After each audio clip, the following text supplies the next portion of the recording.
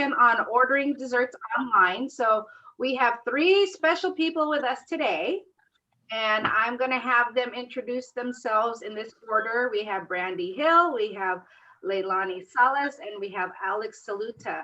So if they can just take this opportunity to introduce themselves and their business that they have online. So I'll go first. Hi, everyone. My name is Brandy Hill. I'm the owner of Silver Pug Bakery. We're a bakery that offers fresh baked cookies in the San Diego area and mixes to order online on Etsy. So I'm really happy to be here. Thank you for having me.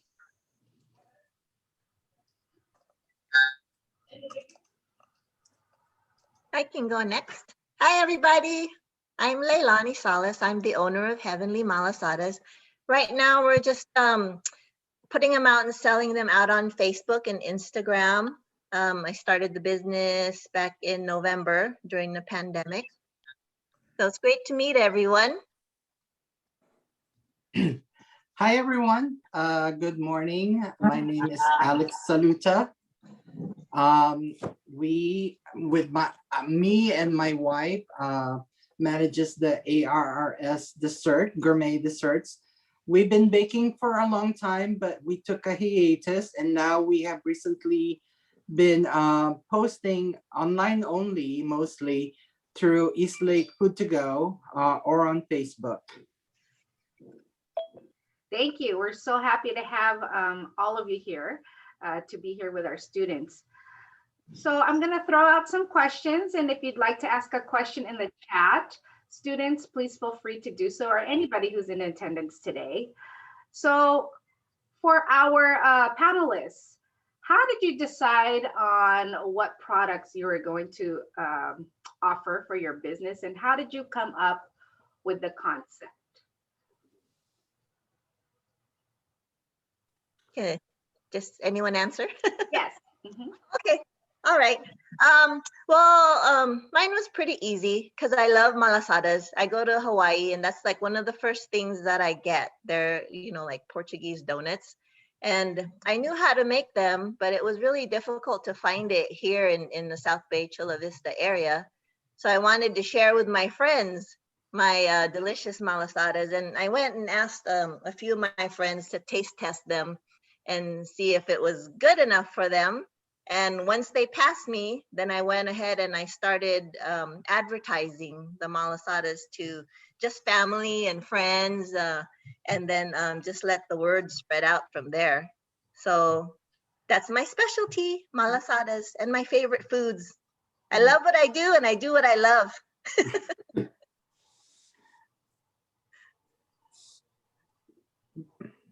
Brandy? Yeah, you want me to go next? Yes, please. Okay. Ladies first. Oh, thanks, Uncle Alex. So I started my business because I was baking too much during the pandemic, and it was fattening up my whole family, and they were over it. So I started giving people my cookies. I've been working in an office the whole time, so I started giving my coworkers my cookies, and they were all like, oh my goodness, these are so good. I want to buy some. So that kind of gave me the idea. Also, my little brother, Kaipo, is gluten-free. So I started off with developing gluten-free recipes. And if you've ever had a gluten-free cookie from the store, they're not always the best. So I worked really hard to develop my own recipes and make gluten-free and regular gluten-full cookies that are good. So that's kind of where I started off with my bakery business. I love your packages. Oh, thank you. For us, we started baking. We actually were doing cakes and cupcakes before. In addition to, we do savory dishes too. But we decided to concentrate on baking one item at a time to make it less crazy.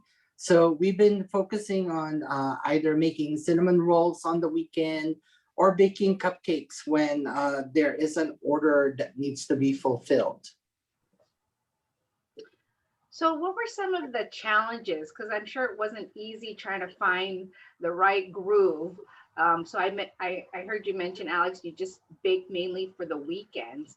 How did that come about, or what were some of the ideas that you came across? So baking on the weekend is I bake just for a hobby. I don't do this as a full-time job. I work. I have a regular job. I have an 8 to whenever time of work. I work for a healthcare company, and my passion is really baking and cooking.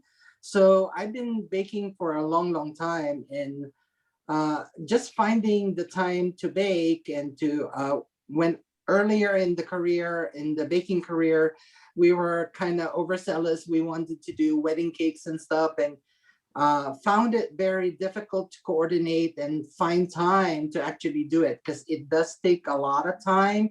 You need to have a lot of prep time. You need to actually test your recipes, make sure that you have the right recipe before you offer it to the public.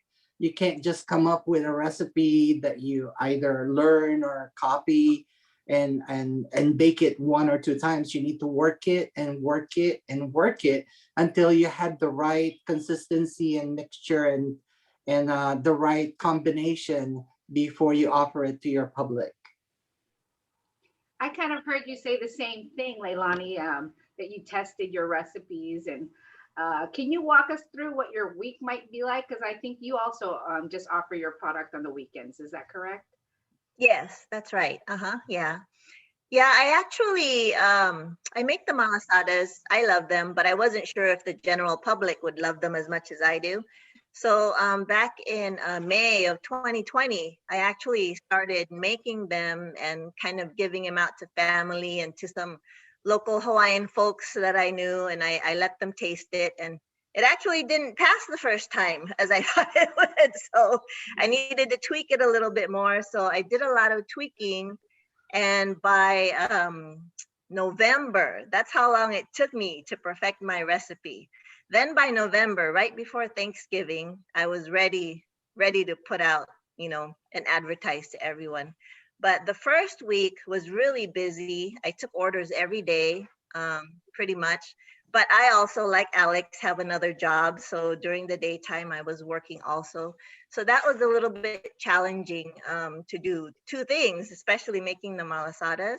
So now I kind of trimmed it down to just the weekends, Friday, Saturday, Sunday, and some Mondays, just to kind of manage it a little bit. But also the other challenge is that during the pandemic, it was really difficult to get ingredients. Like flour was really hard to find. And I use only a specific flour because I've tried different types of flours, but it didn't quite come out right the way I wanted to. So it was this one flour and another mixture of another flour that I use that made my perfect recipe. But unfortunately, those two types of flours were difficult to find. So that was another reason why I had to trim it down just to the weekends when I had the ingredients available and ready, and then I would take orders when I was ready. So that's been working out so far. And how about you, Brandy? How does your online business schedule work? So same, I work Monday through Friday, 8 to 5 job. So if I get orders throughout the week, I just kind of talk to my clients and customers and let them know, hey, not off work till 5. If you want some cookies, I can more than welcome to do that. It just has to be after that time. But I'd say majority of my orders are fulfilled on the weekend. For my Etsy shop, I can usually, all of my stuff is made to order, so it doesn't take too long to put that stuff together. And I have all the shipping items and everything good to go. So I just try to remain prepared. So if someone, DMs me or texts me and they're like, I need cookies stat, that I can be there ready with the cookies. So I try to make them wait. So can you kind of go through your thought process? You have your business on Etsy. Some use Instagram, some use Facebook. Why Etsy? I chose Etsy. I've actually had an Etsy shop in the past. I'm really crafty and I enjoy making stuff on there. So I was just most familiar with that platform. In the future, I do want to make my own like standalone website, But for now, I felt like Etsy was able to reach a wide audience. I know a lot of people shop on Etsy, including myself. So it just felt like an accessible way to be able to market my business and make it simple and easy for people that are far away to still be able to purchase my product. And how much research did you have to do? So you actually offer cookie mixes. They're not ready to eat. They're ready to bake at home. And so there is shipping obviously involved with that. So that's probably a side of the business that most people don't really think about. I think with Alex and Leilani, there's a pickup involved when they're ready to get picked up. But for you, seems like there's some shipping involved. Can you talk about that a little bit? Yes, of course. So I kind of didn't think it through at first. I didn't realize how heavy cookie mix is. And, most shipping goes off of, the weight of what you're sending, the size of the package, things like that. So it's not the biggest money maker. I will say that a lot of times I'm spending a lot on shipping, but it still makes me happy to be able to send people my product. And, usually people order more than one, so it ends up equaling out at the end of the day. And it's super fun packaging stuff. And I love throwing in little stickers and freebies and things like that. So I just wanted to be able to reach a wider audience than San Diego, but I don't necessarily want to be mailing pre-baked cookies because I've tried that and the USPS sure does not think they are fragile. So it was just the best way to be able to reach a wider market. So if I have to ship it. And let's talk about what the favorite flavors are. So I want to go back to Alex. And I know you used to do cupcakes. You probably still do, but what were some of your best sellers or favorites amongst the people who would order? So our bestseller actually, I would say right now, it would be our Tres Leches cupcake, which is a little different from what you would typically find in a Mexican bakery. It has a little Filipino flavor to it because we use the Filipino milk instead of the regular milk. We also offer the Morning Glory cupcakes, which is similar to that of a carrot cake. And then for the weekend, of course, the bestseller is our cinnamon buns or cinnamon rolls. We do it different flavors. We offer the traditional cinnamon roll. We have chocolate drizzle, and then we also have the ube flavored cinnamon rolls. Nice. How important is it for you to offer, flavors that would appeal to your clientele, especially like ube? It's really important. Ube was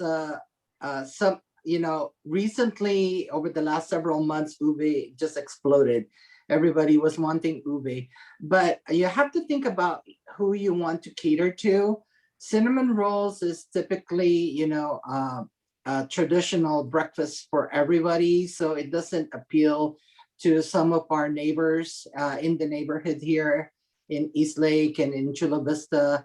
The ube flavor, some are not familiar with it, so you have to be aware that you offer a variety, and really the most selling item for us is the traditional one. Even the chocolate might be a little too sweet for some people. So we offer the variety, but we mostly sell a lot of the traditional cinnamon rolls. And Leilani, I forgot to ask you in the beginning, there's some people here who may not even know what a malasada is. So can you describe it? And then I know you also offer a lot of flavors. What are some of the favorites from the ones who order from you? My favorites or people's favorites? People's favorites. Oh, okay. Well, malasadas are Portuguese, Hawaiian type donuts that are traditionally they're just coated in sugar or cinnamon sugar, but now I guess it's catching on to start putting some fillings in them. So I offer about 12 to 13 different types of fillings just so I could please a lot of the different palates out there. And right now, the popular flavors are, like Alex said, ube. It's catched on a lot. I sell a lot of ube. And then the guava is really popular. guava cheese, and then the custard and chocolate are really popular with families because of the children. They like a little bit of the more plainer, more traditional flavors of fillings. So those are my top 4 flavors right now. But every month I add a couple different flavors just to see what people would like. And what keeps you going? I mean, you all have daytime jobs, and then this, I'm sure, takes up a lot of your weekends. Like, how many hours are you all spending, doing this passion project on the weekends? Oh, it's pretty much an all day thing, right? Right, guys? So I wake up like around probably 5 or 6 in the morning, prepping everything because I make all the ingredients pretty much fresh, either the night before or the morning of. So, and then throughout the day, I start selling them and making the orders. And then after that, I do all the cleanup and everything. So I'm pretty much up until midnight doing all that. But it's a lot of hard work, but I really love making malasadas. And the best part about the business is that since I started this business, I've met a lot of my neighbors, a lot of people in the community. And it's amazing what such a small world it is. And I've even had a couple of people that I hadn't seen since high school. So, that was like 5 years ago. Just kidding. But I hadn't seen them since high school, since I graduated. And then they came and were like, oh my gosh, it's you. I didn't know it was you. So that's the best part. And that's what keeps me going. It just makes people happy. And it makes me happy when everyone's happy and what I'm putting out there makes them happy. I agree with you, Leilani. It's kind of crazy. We do our prep the day before. And then, the day that we're actually baking, it's an all-day affair. We wake up early in the morning. You have to make the dough, let it rise, and then roll it, and then roll it again and let it rise again. So it does take a lot of time and a lot of logistic coordination because, you have to bake it, fill the order, box it, and then call the clients so they can pick it up. Since we only offer pickup, so you need to coordinate when they would pick it up, how you're going to deliver it to them and everything. Have you seen any, I know, Leilani, you started it during the pandemic, and I think Brandy too, but how has the pandemic either enhanced or affected your businesses in any way? You think people are at home and they wanted something sweet to eat, or who'd like to talk about that? The pandemic had, a lot of difficulties for everyone, but there were also some good things that came out of it. All these businesses that came out of the pandemic, all the foods that came out of the pandemic. But I'm going to do a shout out because one of the things that's been really great for, I think, all of us, Alex and me and Brandy too, if you want to advertise there, is the East Lake Food to Go that was created by Katia Callahan. Mm-hmm. So that has been a really great venue for putting out our products out there. And I think if it wasn't for that group, I would have to work a little bit harder on my advertisement and marketing my product. But the first day I posted when I was ready to start selling, I posted it on East Lake Food to Go. And then I prayed and I was like, I hope I get at least 10 orders. And oh my gosh, within an hour, people were texting me and said, have you seen your post? And I had like 300 likes, 200 messages. I wasn't ready for. I was like, what? Oh my gosh. So I was getting messages on the comments on the post, and I was getting messages on my messenger. So I was like, oh my gosh. So make sure when you put out a product, you're ready, for that. So it was great. So that's one of the things I think that's been great during the pandemic, at least in that sense. How about you, Brandy? Yeah, I agree. I think that everybody's become a little bit more adventurous as far as like trying home baked goods, because a lot of stores and restaurants and bakeries were closed or it was really limited. It's like kind of a hassle. So I've had a lot of same thing, a lot of like really cool people in the community, people I haven't seen since high school, people I haven't, seen in a long time, you know, sliding into the DMs and saying, hey, can I order some cookies? And it's been really cool and fun. And I did start it as like a pandemic hobby. So it definitely has filled all that free time that I had. Now I just feel like I'm washing my mixer like all day, but it's really fun and I've really enjoyed it. So let's talk about that a little bit. Did you have all the equipment ready, or did you have to go and invest a little bit to get you guys started? Or in your case, Brandy, I know that you are a natural baker too at home. Yeah, I had some of it, not all of it, definitely not enough volume of stuff. So I started shopping at business Costco and just regular Costco to be able to get all the stuff that I need. And I live in a pretty small apartment. So on the weekends, the whole kitchen is basically just full of like cookies cooling, but it always smells good. I will say that it always smells like a nice, fresh, like warm chocolate chip cookie, which is like the best smell ever. So I definitely had to buy some stuff, but it's the like saying of you have to believe in yourself and invest in order to succeed. You're always in the hole before you make any money. So I was totally fine with buying some equipment and getting myself set up and ready to go. Mm-hmm. And are you doing this on your own? Are you this is a solo project, or do you have help? The correct answer is that my boyfriend Garrett helps me. He's the chief dishwasher and shop manager, so he helps a ton when I've like baked tons of cookies and I'm just tired and exhausted. He'll step in and help me out. So I guess I have to say he does help. And what are some of your more popular flavors? I'd say my number one flavor recently has been oatmeal chocolate chip, and I was kind of shaken at that because some people hate oatmeal in their cookies and some people love it. So that was one of the flavors I launched later in the game. First, I just started out with the basics, chocolate chip, snickerdoodle, things like that. So I'd say oatmeal chocolate chip. And then after that, it would be snickerdoodle. And then the next one would be my oatmeal cranberry white chocolate, which is my personal favorite. But yeah, I'm surprised that oatmeal cookies have been so popular. And let's talk about the name, Silver Pug Bakery. Who or what, or, how did you come up with your name? I named it after my pug, Monty. So I have a pug, he's gray, but they always say that he's silver. So it's named after my pug. He's currently being very bad. So if you see me walk away, it's because I have to go give him a treat so he quiets down during this session because he's very talkative and he loves to talk to all the other dogs in the neighborhood. So it's named after Monty, my silver pug. Okay, maybe we can see Monty on screen in a little bit. I'll grab him in a bit. Leilani, yours is called Heavenly Malasada Is. How did you come up with your name? So that one is actually because my name Leilani means heavenly flower.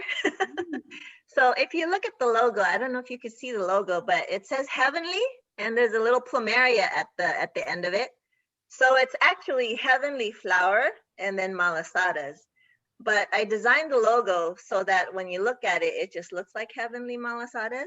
So I was thinking, if it comes out really good and everyone likes it, then they can say, oh my gosh, these are so heavenly. So I really had to live up to that and make sure that it was good. So far, so good. So far, so good. And Alex, I know why yours is named ARRS, but maybe you could tell our guests today, how do you Sure. more? And Leilani, it is definitely heavenly. So I just want to let you know. My bakery, or ARS, is actually the initials of my family members. So that's me. And then I have two children, which are both named Alexander and Alexandra, but their middle names is Rain and Ryan, and our last name, of course, Saluta. All right. So in the chat, I don't know if you guys can see it, but there's lots of comments about the delicious products that all of you produce. And Of course, you have fans out there who've ordered from all three of you. Shout out to my sister who's visiting and Joan, who's here today. So they're here listening as well. Let's talk about food in general and why is it so important, especially in our culture? What is your take on that? Why is food in general so important, especially in the Filipino culture? For me, I think food is it what brings family together. Laura, you probably know we're foodies, so we like to try different food, different varieties of food, and it's that kind of thing that brings people close together. And when you're a foodie, you like to try different things, so it's like an adventure also. So I think with the Hispanic and the Filipino culture, being together, being in the kitchen like the Italians, you're always in the kitchen, always cooking, always trying to do different things, and it just brings people together. I agree. How about you, Brandy? I see Monty's with you now. Okay, hi, here's Monty. There we go. That's the main silver representative of Silver Pug Bakery. Yes. So I agree. I love to cook for people. I love cooking savory food, but I love baking and I love seeing people try my baking. And I love people being like, that's so good. I love this. Like, I just enjoy the feeling of being able to make something for someone that they're going to enjoy, that's going to make their day better. Like, it's not always like the healthiest, but it's something that makes people happy. And culturally, Filipinos, we just love eating. We're always eating. We pretty much never stop eating. So it's always nice to have a little plate, of cookies just sitting there so you could just grab one while you walk by. Food is just super important to our culture and our family. I agree. Leilani. Yeah, I agree with Brandy. It's true. When I was growing up, we always had food on the table like all day, and we would just grab it and eat it and snack on it. And food is important because if it's good and something you want, it makes people happy. It brightens your day. So like for me, when I have a bad day or something, I'm like, I want some of Brandy's cookies or Alex's cinnamon rolls. And then I go and get some, and I'm like, yay! And it just makes everything better for the day. Absolutely. Yeah. So for me, when you go and visit a Filipino household, maybe one of the first questions you're asked is, not really how are you, but have you eaten yet?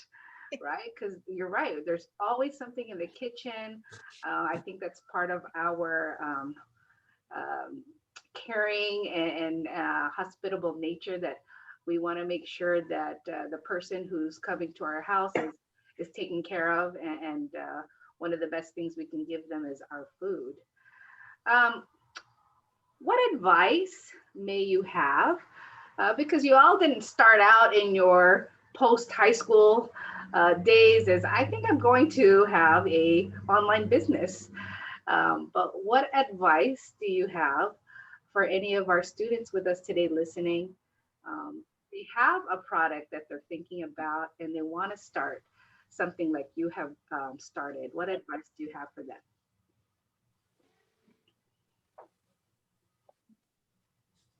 Oh, I can start. Okay, Or you want to start, Alex? Go ahead, Brandy. Okay. The advice that I have is just do it. Like, even if you have all these doubts or you're like, oh, people aren't going to like it, people aren't going to order, you're always going to have this, like person in your head telling you, no, I shouldn't do it. It already exists. Or other people are already selling the same thing, but they are not selling you and they're not selling what you have, the uniqueness that you bring to the table. So I just think that even if you're doubting yourself, that you should just take the jump and do it. Because I felt at first like, okay, everybody has chocolate chip cookies, but not everybody has my chocolate chip cookies. So I think you should just believe in yourself and go for it.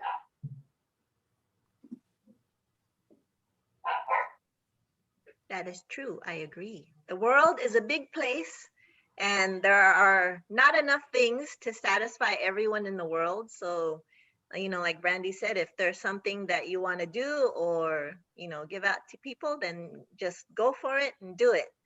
But just for initial startup tips, just make sure that you know things like accounting and finance and that, because once you get a lot of orders in, you want to make sure that you have your revenues and the money that you make, you know, all accounted for. And then do some research around your area. Check out what the competitors are like and what they're doing, and just make sure that you know that you have a good customer base for that. And then if there aren't anyone yet, then you're good. You found a niche in the community. So like in my case, there are some malasada places here, but they're kind of hard to find and not easy to get to. So that one was kind of easy for me. So I just put the malasadas out. But accounting and finance, make sure you at least get some information on that. And also marketing, you know, and promotions, a little bit of information on that. And you can learn a lot of things in school. You know, you can take some classes or you can YouTube it. So everything is in YouTube nowadays. So just because, you know, you're good at something and you're a good baker doesn't necessarily mean that, you know, you can be great at the business part of it and managing a business. So make sure you learn some of that aspect also. And my advice is one, I agree with both Brandy and Leilani with what their advices are, and I think they're excellent advices. But for me, I think you need to find your passion, what you want to do. You make sure that you're willing to do some sacrifices for what you really want to achieve. You know, starting a business is very difficult. So if you don't have the passion to back it up, once you try it, you might just initially give up and not pursue it anymore. But once you have a love or a passion for what you're doing, then it gives you a little bit more and a little bit more energy when the going gets tough. Like Lalani said, you know, you need to be smart about how you're going to do your business. You need to do your research, not only on what you want to offer, but also you might want to be aware of what the regulations that is entailed in the industry that you want to pursue. So you want to make sure that you're complying with the regulation that's out there in the community and that you're not putting yourself or your clients in jeopardy. You want to be safe, providing your services or your products. And as I said, you need to have the passion and the know-how how to produce and execute your vision. Really, really great words of wisdom. So students, we have a few minutes left. If you have a particular question you want to ask any of our panelists, you can put it there in the chat. The attendance link is also there to make sure that we have you covered for attendance today. You do have to use your school email account. Okay, so make sure you're using your school email account and fill out the attendance form. I'm going to ask one last question for our panelists. What is your favorite Filipino food to eat with your family? Kare-kare. Kare-kare, me too. And if you had a chance to listen to our keynote speaker, that's her favorite dish as well. I love kare-kare. And then, you know what? I'm biased. I only like really, I like my husband's version, but I really like my mom's. She doesn't cook it as much anymore, but I really like my mom's kare-kare. Yes. For me, I don't have one particular favorite food, but I like the comfort foods. So I like the goto or the congis. For Chinese it's congee. For us it's goto. Those kinds of things. Just the comfort foods. It makes me happy. And how about you, Brandy? I would have to say adobo. Like adobo is my favorite ever of all time. Like right after that, Filipino breakfast. Spam, rice, eggs, garlic fried rice. Woo! I love it. Now, for sure, I'm hungry. For sure, Right? I'm hungry. Is it lunchtime? Yeah. So I don't know, Brianna, if you're there, if you can put in the or Ms. Lawansing, if you're there, if you want to put the program back up for the next session. I really want to thank our panelists. These are people near and dear to me. They're actually my family and friends. So I've known them my whole life, I think. So thank you so much, Leilani. Thank you so much, Brandy. Thank you so much, Alex, for joining us. We do have a couple minutes. Is there anybody who'd like to ask a question? Nope. Okay. Well, we do have session 3 that's going to start at 11:40. The program there is in the chat. It's very interesting that we're doing this virtually this year, but I think it's working out well. And I hope to invite all of you, especially our panelists, when we're back in person. We are planning a full-fledged conference in October for Filipino American History Month. So we have that in the works. And thank you again so much to Brandy, Alex, and Leilani. Thank you so much. Thank you. Thank Thanks so you. much. Welcome. Thanks